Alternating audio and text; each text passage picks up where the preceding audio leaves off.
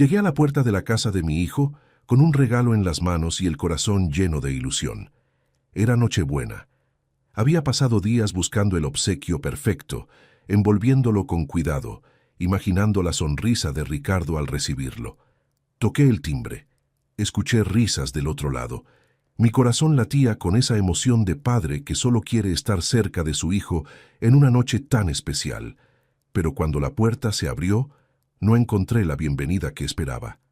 Ricardo apareció en el umbral. Detrás de él vi las luces del árbol de Navidad, la mesa puesta, los familiares de Gabriela conversando animadamente.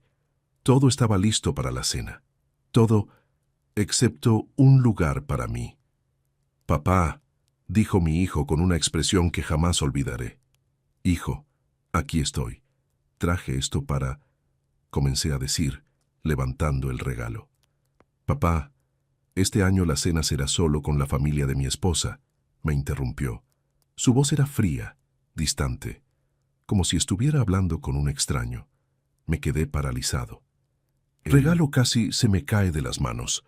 Detrás de Ricardo, vi a Gabriela observándome con una mirada calculadora. Los suegros de mi hijo estaban allí, mirándome también.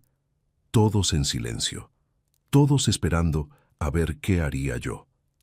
Antes de continuar con esta historia que me parte el alma cada vez que la recuerdo, quiero pedirte algo. Si este relato te está tocando el corazón, ayúdame a llegar a los 10,000 suscriptores en este canal. Suscríbete ahora y déjame un comentario diciéndome desde qué país me estás viendo. Además, si crees que esta historia merece ser escuchada, regálame un like. Tu apoyo significa mucho para mí. Ahora sí, continúo. El frío de diciembre me golpeó en la cara, pero no era nada comparado con el hielo que sentí en el pecho en ese momento. Miré a mi hijo a los ojos, buscando algún rastro del niño que había criado, del joven que había abrazado en cada logro, del hombre que había jurado amarme siempre. No encontré nada. «Solo con la familia de tu esposa», repetí, casi sin poder creer lo que estaba escuchando. «Sí, papá, es que son muchas personas y el espacio, ya sabes», murmuró, sin siquiera tener el valor de mirarme directamente. Mentira. Podía ver el comedor amplio detrás de él. Había espacio de sobra. Lo que no había era lugar para mí en el corazón de mi hijo. Al menos no esa noche. Apreté el regalo entre mis manos. Sentí como todos me observaban, esperando una escena, un reclamo, tal vez lágrimas. Pero no les di ese gusto. «Está bien, hijo», dije, con una calma que no sentía. «Que disfruten su cena».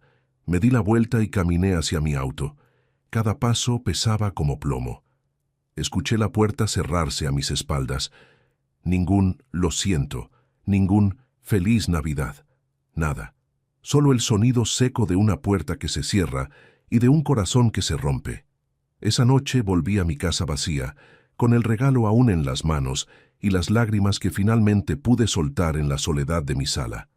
Pero lo que mi hijo no sabía, lo que nadie podía imaginar, era que aquella sería la última vez que me vería así, humillado, suplicante, aceptando migajas de afecto. Porque al día siguiente todo cambiaría, y Ricardo no podría creer lo que vería. Para entender lo que pasó después, necesito que conozcas quién soy realmente. Necesito que sepas lo que hice por ese hijo que me cerró la puerta en la cara. Me llamo Marcos Elías Castaño. Tengo 60 años. Nací y crecí en un barrio humilde de la Ciudad de México, donde aprendí desde niño que nada en esta vida se regala. Todo se trabaja, todo se gana con sudor y sacrificio. Conocí a Lucía cuando tenía 23 años. Ella era la mujer más hermosa que había visto en mi vida, no solo por fuera, sino por dentro. Tenía un corazón enorme, una risa que iluminaba cualquier lugar. Nos casamos un año después y al cabo de 2 años nació Ricardo, mi hijo, mi razón de vivir. Cuando Ricardo tenía apenas 6 años, la vida nos golpeó con una crueldad que nunca esperamos. Lucía comenzó a sentirse mal.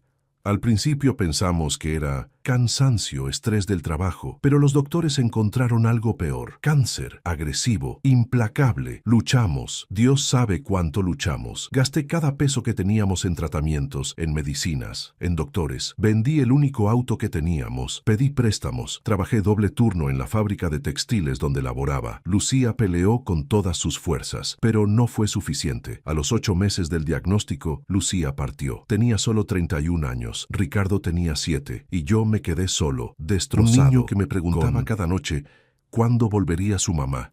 ¿Cómo le explicas a un niño de 7 años que su madre nunca volverá?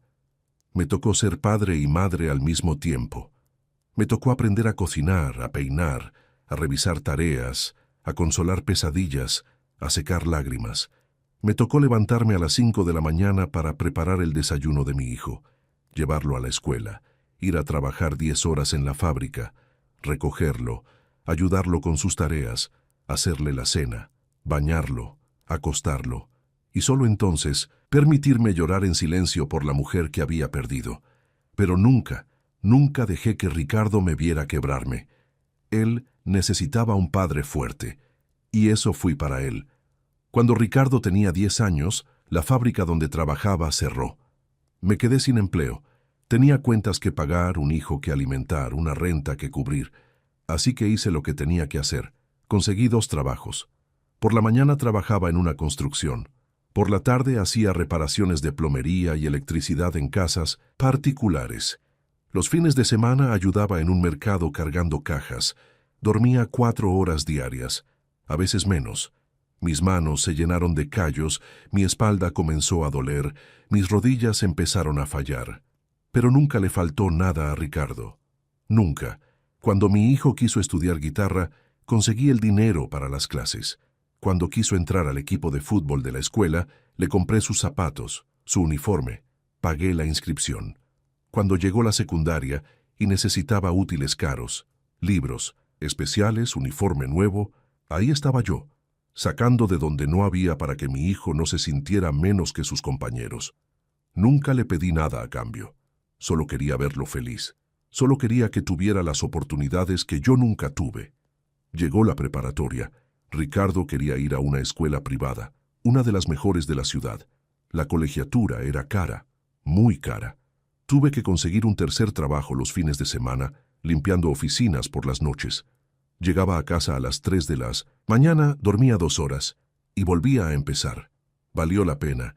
Ricardo era un excelente estudiante, orgulloso, inteligente, carismático, todos lo querían, y yo era el padre más orgulloso del mundo. Cuando terminó la preparatoria, Ricardo quiso estudiar administración de empresas en una universidad privada. Era su sueño. Yo tenía 48 años, el cuerpo cansado, dolores en todas partes. Los médicos me decían que necesitaba descansar, que mi presión estaba alta, que mi corazón estaba sufriendo.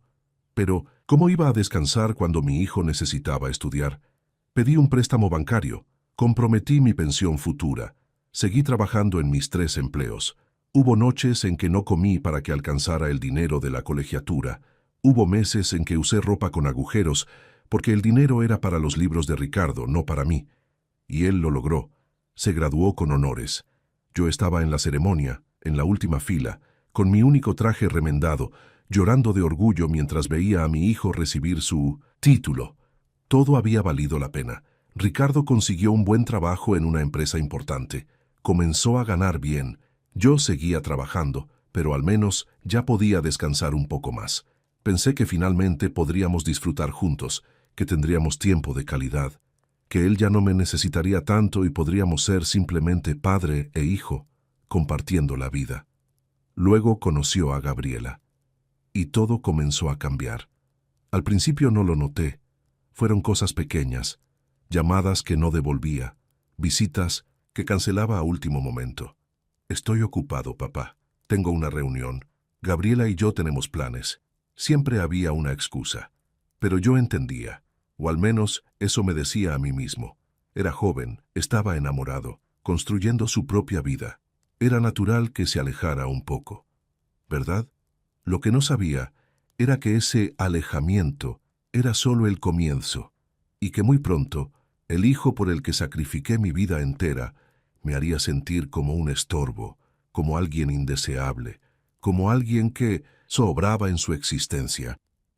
Gabriela López entró en la vida de Ricardo como un huracán elegante. Era una mujer hermosa, refinada, de buena familia. Sus padres eran dueños de una cadena de farmacias en la ciudad. Ella había estudiado en universidades privadas, hablaba inglés perfectamente, se movía en círculos sociales que yo ni siquiera conocía. La primera vez que la conocí, supe que venía de un mundo completamente diferente al nuestro. Ricardo me invitó a cenar para presentármela. Yo llegué con mi mejor ropa, que seguía siendo humilde comparada con la de ellos. El restaurante era de esos elegantes, donde los precios del menú te hacen tragar saliva. Pero no me importó. Estaba emocionado de conocer a la mujer que había robado el corazón de mi hijo. Gabriela fue cortés, demasiado cortés. Esa cortesía fría y calculada que usan las personas cuando están siendo educadas por obligación, no por afecto. Sonreía, pero sus ojos me evaluaban. Me hacía preguntas sobre mi trabajo, sobre dónde vivía, sobre mi familia. «¿Así que usted trabaja en construcción?», preguntó con una sonrisa que no llegaba a sus ojos. «Sí, y también hago trabajos de plomería y electricidad», respondí con orgullo. Gracias a eso, pude darle a Ricardo la mejor educación posible. Vi cómo intercambiaba una mirada con mi hijo, una mirada que no supe interpretar en ese momento, pero que ahora entiendo perfectamente. Vergüenza. Mi hijo sentía vergüenza de mí delante de ella. «Qué admirable», dijo Gabriela, pero su tono decía lo contrario. «Debe haber sido difícil». Lo fue, pero valió cada sacrificio, dije, mirando a Ricardo con amor. Él apenas me sostuvo la mirada. Después de esa cena, las cosas comenzaron a cambiar rápidamente. Las llamadas de Ricardo se volvieron más esporádicas. Antes me llamaba 2 o 3 veces por semana. Ahora pasaba una semana, luego 2, sin noticias de él.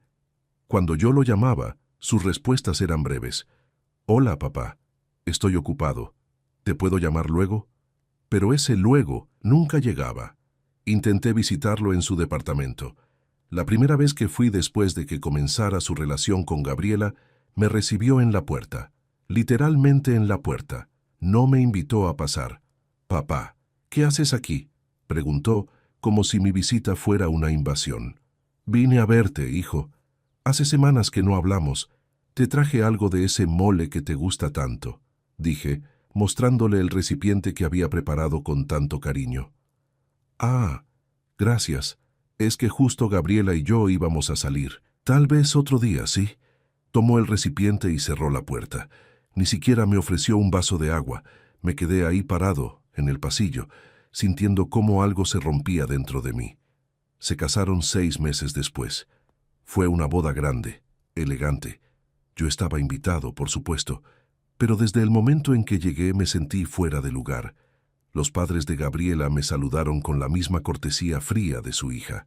Los amigos de la pareja me miraban con curiosidad, preguntándose quién era ese señor con el traje barato en medio de tanta elegancia. Durante la recepción, intenté hablar con Ricardo. Quería decirle cuánto lo amaba, cuán orgulloso estaba de él, cuánto me alegraba verlo feliz. Pero cada vez que me acercaba, él estaba ocupado. Con los invitados, con los fotógrafos, con Gabriela. En un momento logré encontrarlo solo por unos segundos. «Hijo, qué hermosa ceremonia. Tu madre estaría tan orgullosa». «Sí, papá. Gracias por venir», me interrumpió, mirando por encima de mi hombro, buscando una excusa para alejarse. «Discúlpame, tengo que saludar a unos tíos de Gabriela», y se fue. Ese día lloré en mi auto antes de volver a casa. No lágrimas de felicidad por ver a mi hijo casado, sino lágrimas de dolor al darme cuenta de que lo estaba perdiendo. Después de la boda las cosas empeoraron. Ahora vivían juntos en una casa que los padres de Gabriela les habían regalado. Una casa hermosa, en una zona exclusiva. Yo los visitaba de vez en cuando, siempre avisando antes, siempre preguntando si era buen momento. Las visitas eran incómodas. Gabriela me recibía con esa sonrisa de plástico, me ofrecía café y luego desaparecía, dejándome solo con Ricardo. Pero mi hijo ya no era el mismo. Hablábamos de cosas superficiales. el clima, las noticias, su trabajo. Nunca de nosotros, nunca de recuerdos, nunca de lo que realmente importaba. Un día me atreví a preguntarle, «Hijo, ¿está todo bien entre nosotros? Siento que te he perdido». Se puso tenso. «Todo está bien, papá. Solo estoy ocupado. Ya sabes, el trabajo, el matrimonio, es mucha responsabilidad». «Lo entiendo, pero siempre puedes contar conmigo. Yo siempre estaré aquí para ti». «Lo sé, papá», dijo, pero no me miró a los ojos. Los meses pasaron. Las visitas se volvieron más raras. Las llamadas casi inexistentes. Yo me aferraba a cualquier migaja de atención que mi hijo me daba. Un mensaje de texto de vez en cuando, una llamada rápida en mi cumpleaños, una visita apresurada cada 2 o 3 meses. Me sentía como un mendigo suplicando por el amor de mi propio hijo. Un día escuché sin querer una conversación entre Ricardo y Gabriela. Yo había llegado a su casa para dejarles unos tamales que había hecho. Toqué el timbre, pero no respondieron. La puerta estaba entreabierta, así que entré pensando que tal vez no habían escuchado. Fue entonces cuando oí la voz de Gabriela desde la sala. «No entiendo por qué tu papá viene tanto. Es incómodo, Ricardo». «Ya sé, amor. Voy a hablar con él», respondió mi hijo.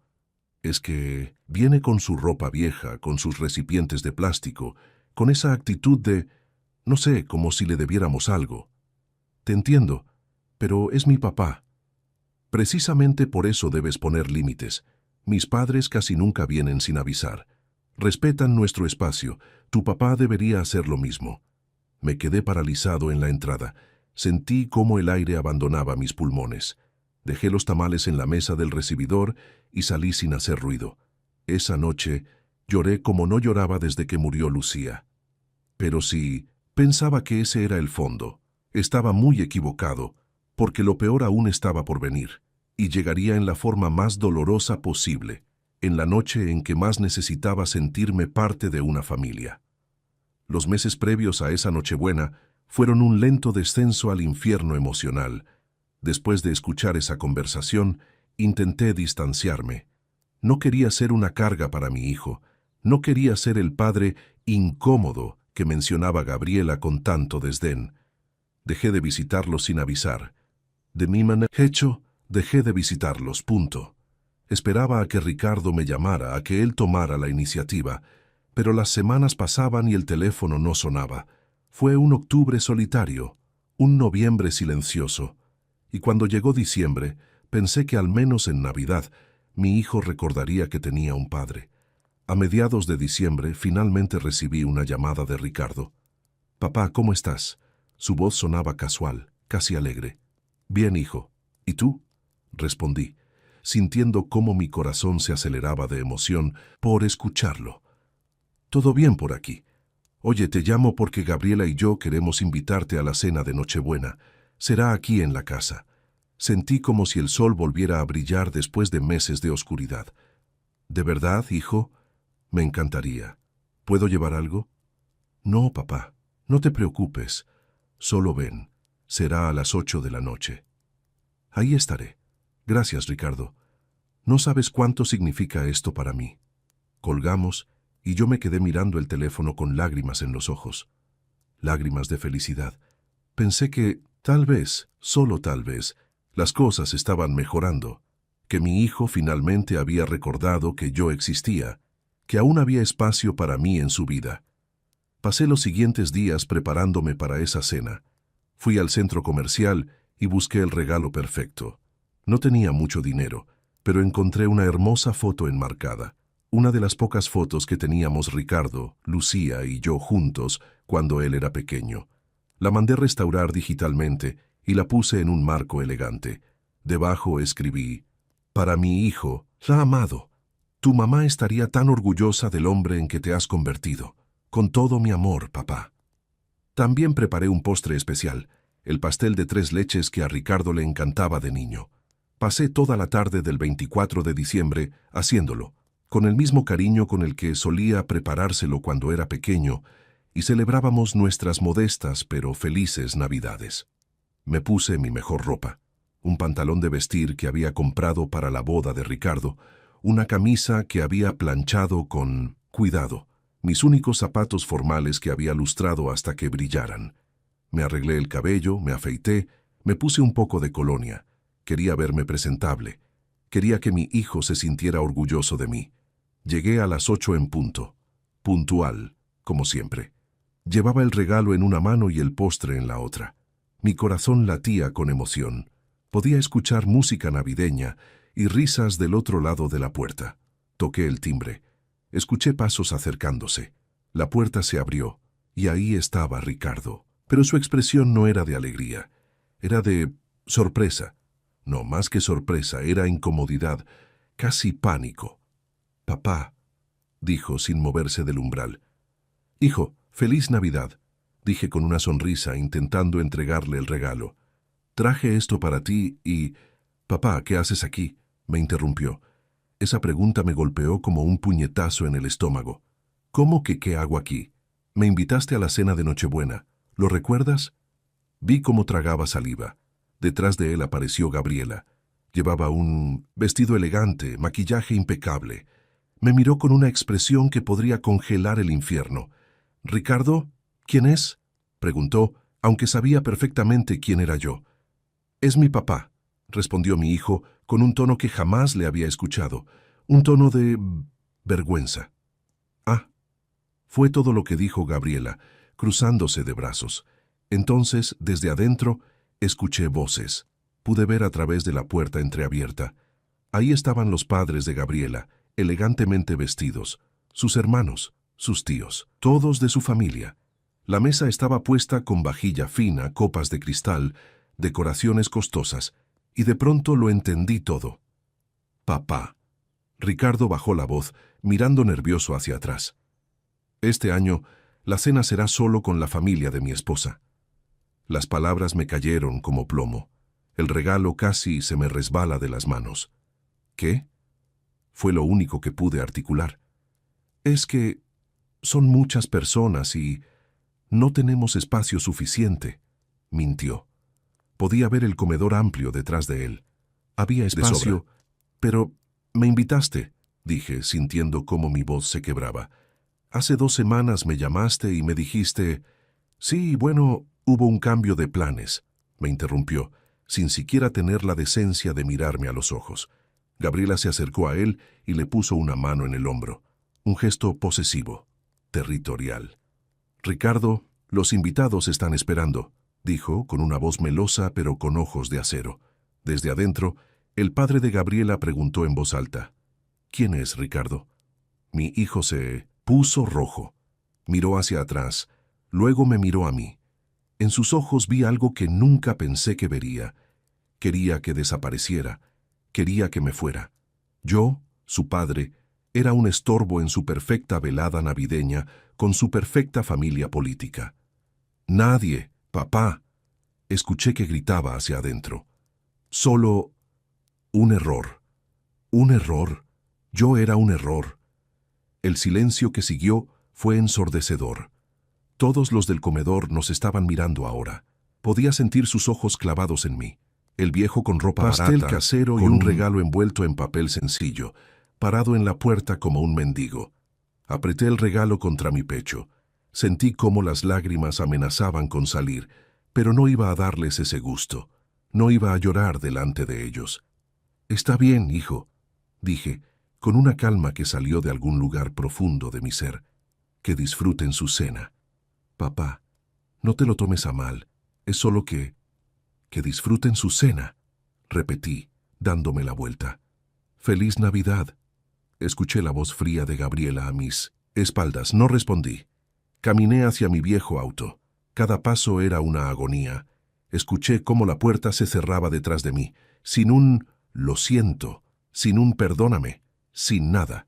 Subí al auto. Puse el regalo y el postre en el asiento del copiloto. Arranqué el motor.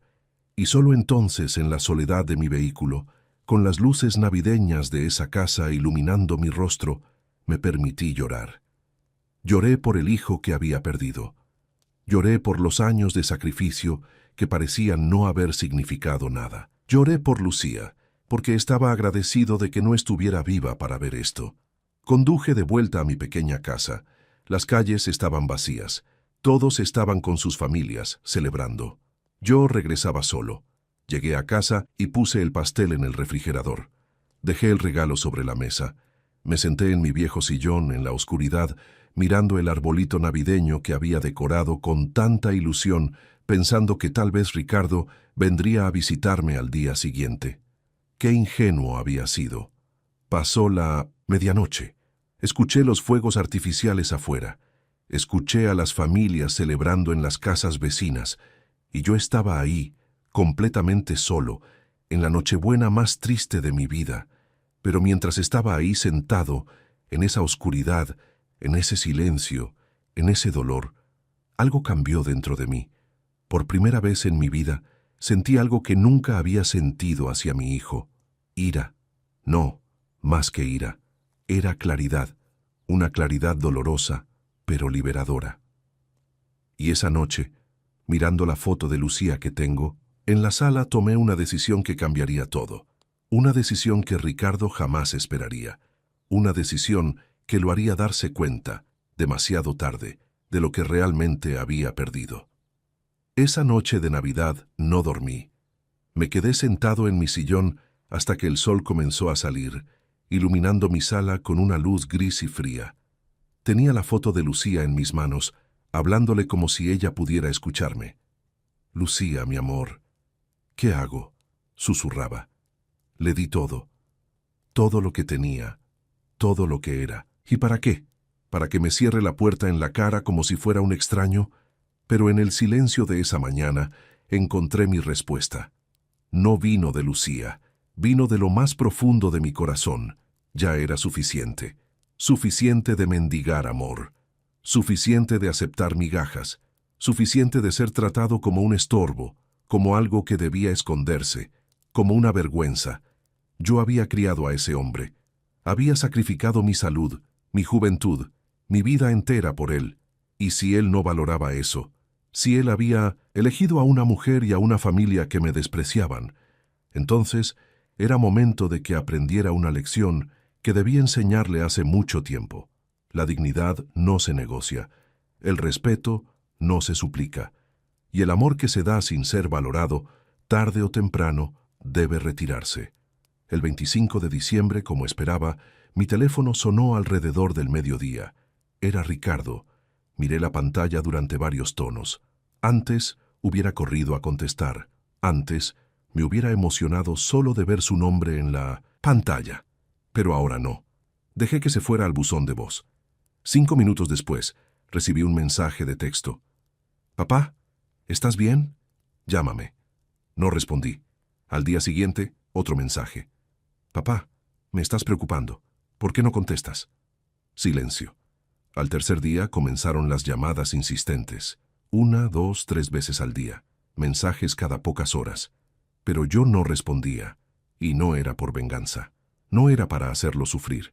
Era porque necesitaba claridad. Necesitaba pensar. Y necesitaba que él sintiera, aunque fuera por unos días, lo que yo había sentido durante meses. La ausencia de alguien que amas. Mientras tanto, comencé a hacer algo que nunca había hecho en mi vida. Pensar en mí mismo. Tenía 60 años. 60 años de los cuales había dedicado 38 a ser padre. ¿Y qué tenía? Una casa pequeña, algunos ahorros modestos, un cuerpo cansado y un corazón roto. Me miré al espejo una mañana. Tenía el cabello completamente gris, arrugas profundas alrededor de los ojos, las manos callosas y marcadas por décadas de trabajo duro. ¿Cuándo fue la última vez que hice algo solo para mí? ¿Cuándo fue la última vez que pensé en mi propia felicidad? No lo recordaba. Lucía solía decirme cuando estaba enferma que si algo le pasaba, yo debía seguir viviendo. «Marcos, prométeme que serás feliz, que no te encerrarás en el dolor, que vivirás». Se lo prometí, pero nunca cumplí esa promesa. Después de su muerte, mi única razón de vivir fue Ricardo. Y ahora Ricardo me había dejado claro que yo no era parte importante de su vida. Así que era momento de hacer algo radical. Saqué los documentos de mi casa, saqué mis estados de cuenta bancarios, saqué las escrituras de la propiedad y comencé a hacer cálculos. Durante toda mi vida Había sido un hombre sencillo, sin grandes lujos. Había ahorrado lo poco que podía. Y ahora, al revisar todo, me di cuenta de que tenía más de lo que pensaba. No era rico, pero tenía suficiente. Suficiente para cambiar mi vida completamente. La idea comenzó como una chispa y se convirtió en un fuego. ¿Por qué seguir viviendo en esta ciudad donde mi único hijo me trataba como una vergüenza? ¿Por qué quedarme esperando llamadas que nunca llegaban, visitas que nunca se concretaban, amor que nunca se materializaba? Tenía un primo en Oaxaca, Roberto, con quien había crecido pero que había perdido el contacto hace años. Lo llamé, nos pusimos al día. Le conté, con la voz quebrada, lo que había pasado. Roberto me escuchó sin interrumpir. Al final, dijo: «Marcos, ven para acá. Tengo un negocio pequeño, una tienda de artesanías. Necesito ayuda. No te haré rico, pero tendrás trabajo, tendrás un propósito y tendrás familia. Mi esposa y yo estaríamos felices de tenerte cerca». Esas palabras fueron un bálsamo para mi alma destrozada. «Roberto, ¿hablas en serio?» «Completamente. Aquí tienes un lugar, primo. Siempre lo has tenido». Por primera vez en semanas sonreí. Una sonrisa real, genuina. Los siguientes días fueron un torbellino de actividad. Contraté a un abogado, puse mi casa en venta, contacté a una empresa de mudanzas, comencé a empacar mis cosas, los pocos muebles que tenía valor sentimental, la ropa, las fotos de Lucía, los recuerdos de una vida. También hice algo más, algo que sabía que Ricardo eventualmente descubriría. Fui al notario y modifiqué mi testamento. Todo lo que tenía planeado dejarle a Ricardo, la casa, los ahorros, una pequeña póliza de seguro de vida, lo cambié. La mitad iría para una fundación de ayuda a niños huérfanos. La otra mitad para Roberto, el primo que me había mostrado en unos minutos más amor y empatía que mi propio hijo en años. ¿Era cruel? Quizás, pero era justo. También escribí una carta larga, dolorosa, honesta. En ella le decía todo lo que nunca me había atrevido a decir. Le hablaba de los sacrificios, del dolor, de la decepción, pero también le hablaba del amor incondicional que aún sentía por él, a pesar de todo. Le explicaba que no estaba haciendo esto por venganza, sino por dignidad. Que un padre puede amarte infinitamente, pero que ese amor no puede ser unilateral para siempre. La carta terminaba así: «Ricardo, te amé desde el momento en que naciste hasta este preciso instante. Pero amar a alguien no significa permitir que te destruyan. Me voy porque necesito recordar quién soy más allá de ser tu padre. Necesito encontrar paz. Y necesito que tú entiendas que las acciones tienen consecuencias, que el amor se cuida, se nutre, se valora. Espero que algún día, cuando tengas tus propios hijos, comprendas lo que realmente significa ser padre. Y espero que ellos te traten mejor de lo que tú me trataste a mí, con amor eterno, pero con dignidad inquebrantable, tu padre». Sellé la carta en un sobre. No la enviaría todavía. Esperaría el momento adecuado. Durante todo este tiempo, Ricardo seguía llamando. Los mensajes se habían vuelto más desesperados. «Papá, por favor, contesta. ¿Qué te hice? ¿Por qué no hablas conmigo? Papá, estoy preocupado. Voy a ir a tu casa». «Papá, vine a tu casa y no estás. ¿Dónde estás?» Había ido efectivamente, pero yo estaba en el notario cuando vino. Me lo contó mi vecina, la señora Marta, una mujer dulce que siempre me había tratado con cariño. «Don Marcos, vino su hijo. Se veía preocupado. Tocó la puerta varias veces. Me preguntó por usted», me dijo cuando regresé. «¿Y qué le dijiste?» «Que no sabía dónde estaba, que hace días que no lo veía. No quise decirle más, porque noté que usted estaba distinto, como si algo hubiera cambiado». Le sonreí agradecido. «Gracias, Marta. Hizo bien». «¿Está todo bien, don Marcos?», preguntó con genuina preocupación. «Ahora sí», respondí. «Ahora sí está todo bien. La casa se vendió más rápido de lo que esperaba. Una pareja joven la compró. Les hice buen precio. Solo quería cerrar ese capítulo de mi vida». El día de la mudanza llegó. Los hombres cargaron las pocas cajas que tenía. El camión partiría a Oaxaca al día siguiente. Yo viajaría en 1900 autobús. Esa última noche, dormí en el suelo de mi casa vacía. Era extraño. Ahí había criado a Ricardo. Ahí habíamos reído, llorado, celebrado, sufrido. Cada rincón tenía una memoria. Pero ya no era mi hogar. Porque un hogar no es un lugar. Es donde te sientes amado. Y yo ya no me sentía amado aquí. A la mañana siguiente, 10 de enero, tomé mi maleta, cerré la puerta por última vez y dejé las llaves con la señora Marta para que se las entregara a los nuevos dueños. ¿Se va de verdad, don Marcos?, preguntó con lágrimas en los ojos. Me voy, Marta. Es hora de empezar de nuevo. ¿Y su hijo? Mi hijo tomó su decisión. Ahora yo tomo la mía. Antes de subir al taxi que me llevaría a la terminal de autobuses, saqué mi teléfono. Tenía 47 llamadas perdidas de Ricardo, 23 mensajes sin leer. Abrí los mensajes. El último decía: «Papá, por favor, dime que estás bien. Lo siento mucho.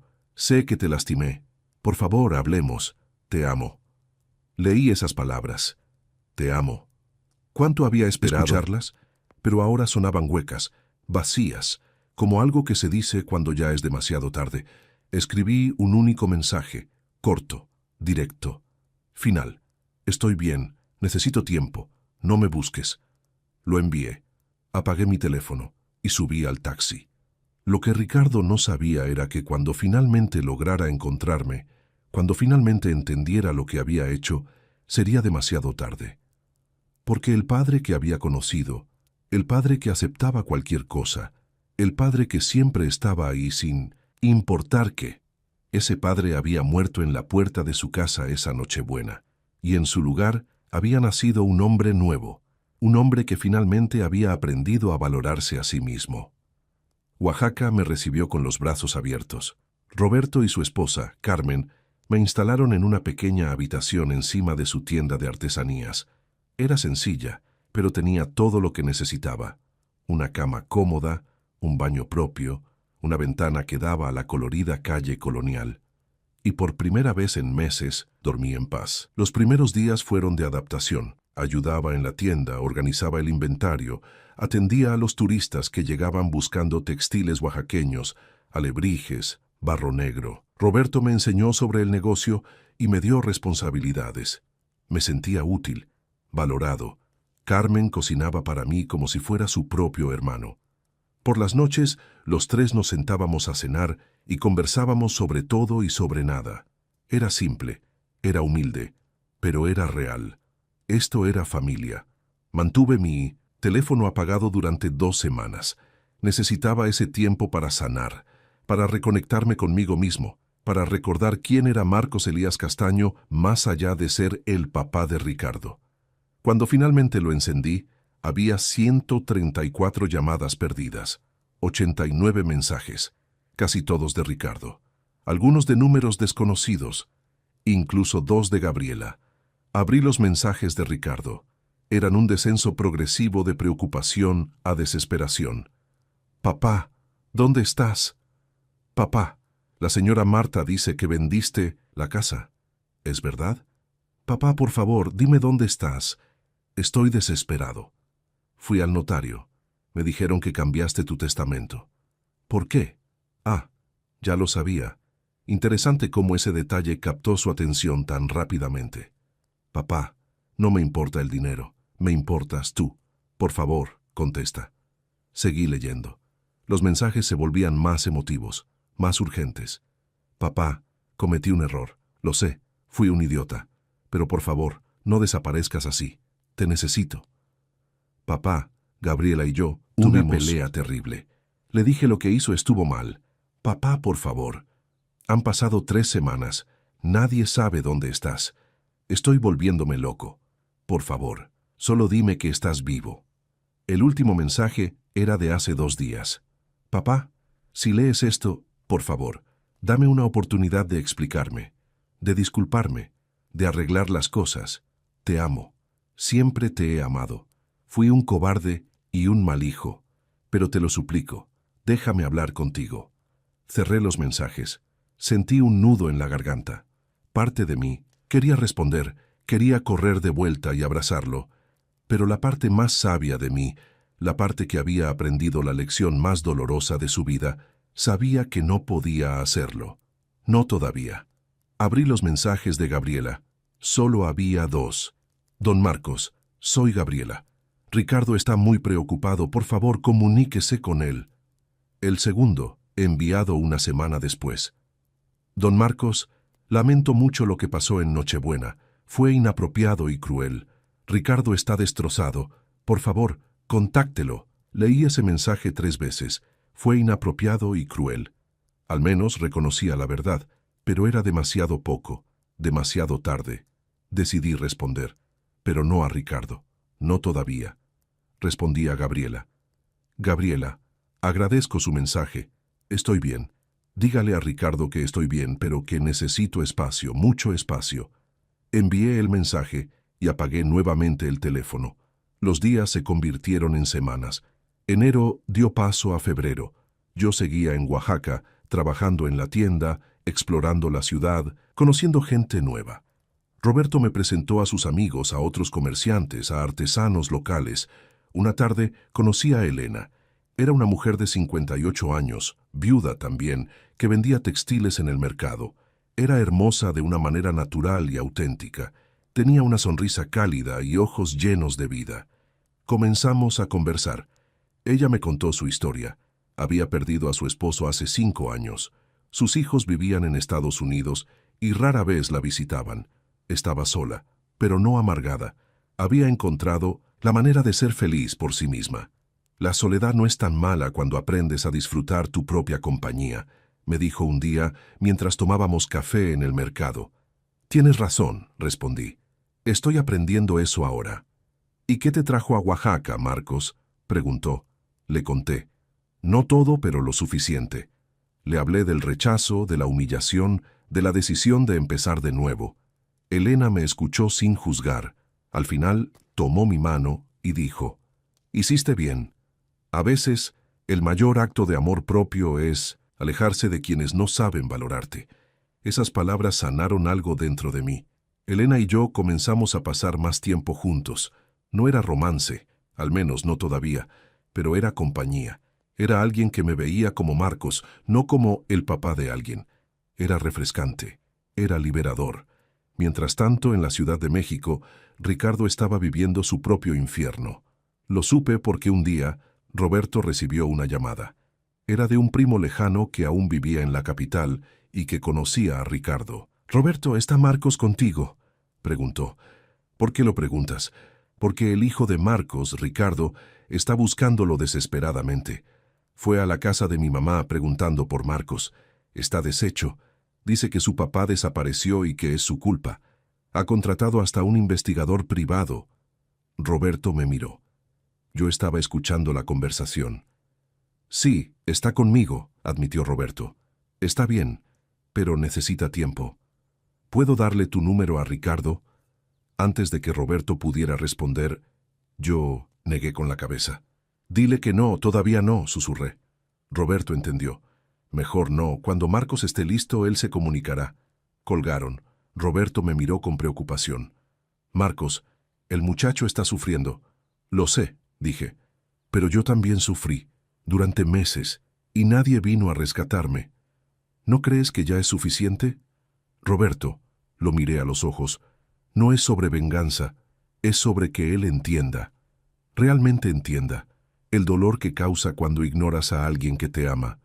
La desesperación de no saber dónde está esa persona.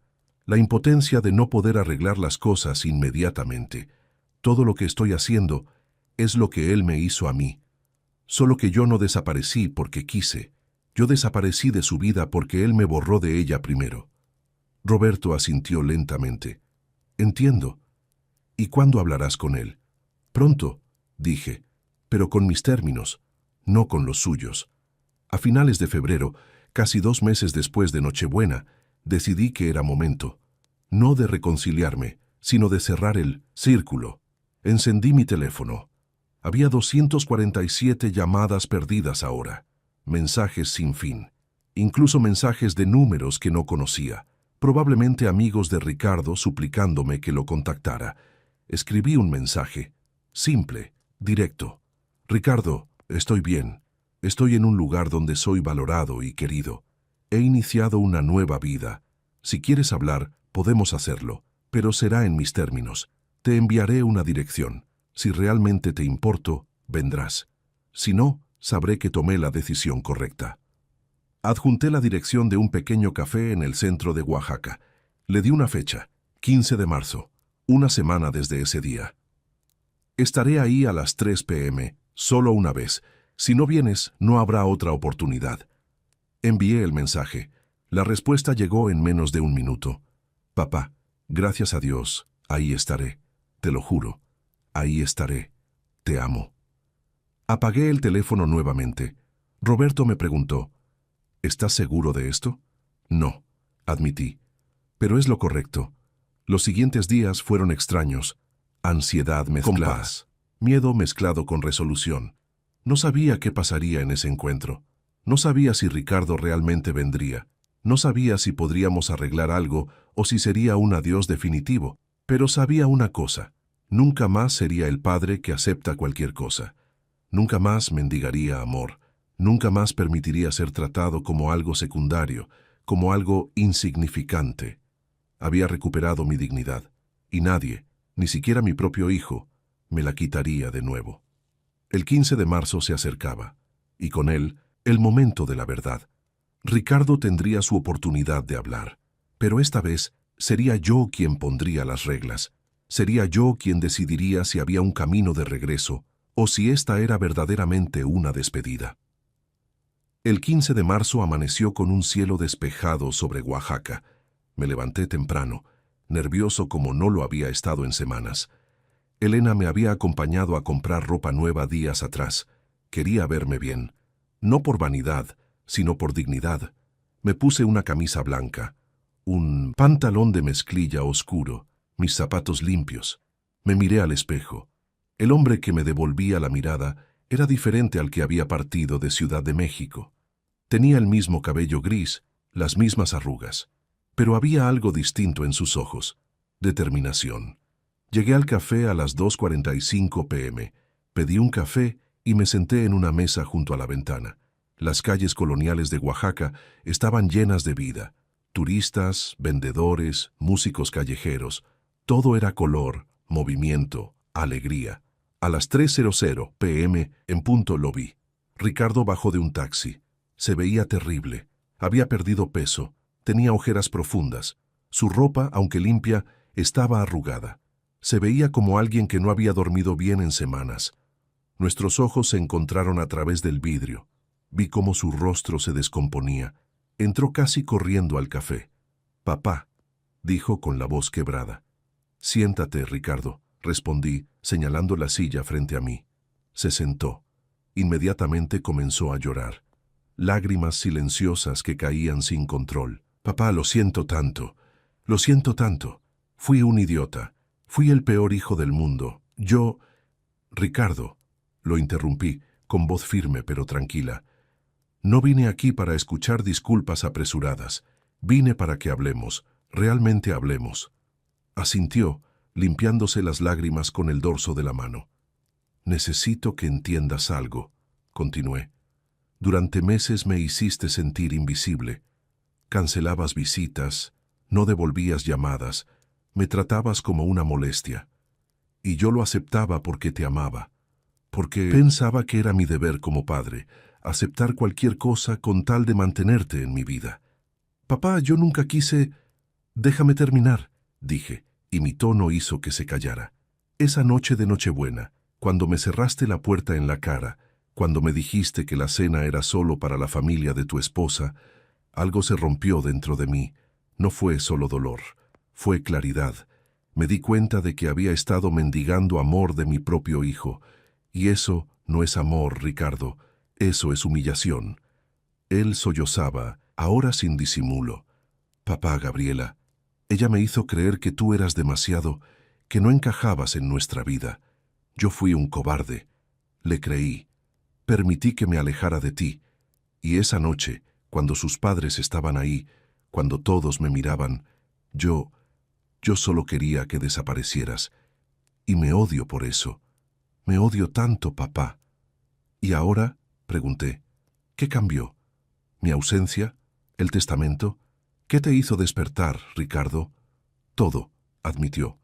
Cuando no contestabas mis llamadas, cuando descubrí Habías vendido la casa, cuando el notario me dijo que me habías quitado de tu testamento, me di cuenta de que te había perdido.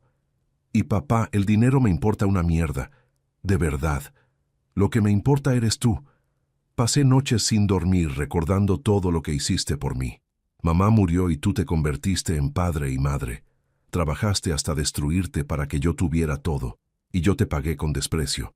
Se cubrió el rostro con las manos. No merezco tu perdón. Lo sé. Pero te suplico, papá, dame una oportunidad. Solo una. Lo miré en silencio durante un largo momento. Vi al niño que había criado, al adolescente que había guiado, al hombre que había decepcionado profundamente. Pero también vi algo más. Vi arrepentimiento genuino. Ricardo, dije finalmente, te perdono. Levantó la mirada sorprendido, esperanzado. Pero, continué, perdonar no significa olvidar, y no significa que las cosas volverán a ser como antes, porque yo ya no soy el mismo hombre. He aprendido a valorarme. He encontrado un lugar donde soy apreciado. Tengo amigos aquí. Tengo propósito. Tengo paz. ¿Eso significa que ya no quieres ser mi padre?, preguntó con voz rota. Siempre seré tu padre, Ricardo. Eso jamás cambiará. Pero ahora seré un padre que se respeta a sí mismo. Un padre que no acepta migajas.